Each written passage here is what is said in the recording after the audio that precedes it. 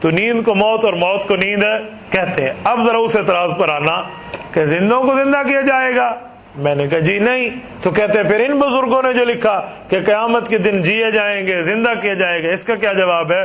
تو ہم نے کہا دیکھو قبر والے نیند والے ہوں گے، اور قیامت میں جب اٹھیں گے نا تو وہ جاگنے والی زندگی ہوگی۔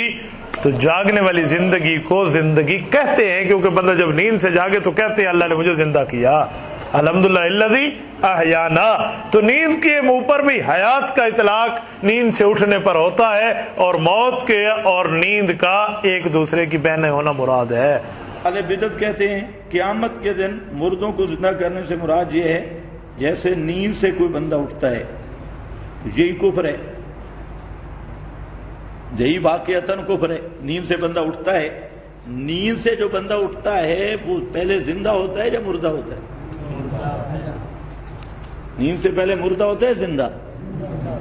اگر اسی طرح ہے نا تو اہل بدعت کو کہو پھر جو بدعتی مولوی سوئے اس کی بیوی کا آگے نکاح پڑھا دو، کیونکہ ان کے نزدیک نیند اور موت کا کوئی فرق نہیں ہے، ایک ہی چیز ہے نا۔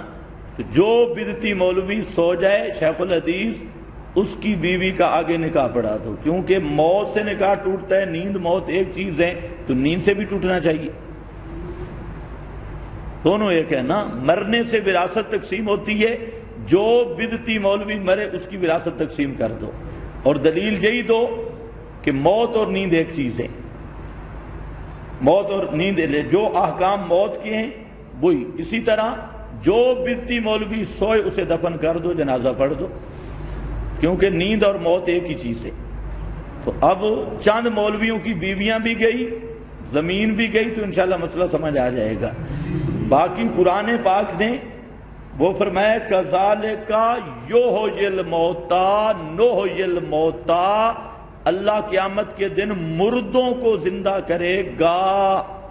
یہ قرآن نے نہیں کہا کہ سوئے ہوئوں کو بیدار کرے گا، تو قرآن نے یبعث من فی القبور نحیی الموتی یحیی الموتی، قیامت کے دن مردوں کو زندہ کرے گا، اور قیامت کا نام بھی ہے یوم البعث۔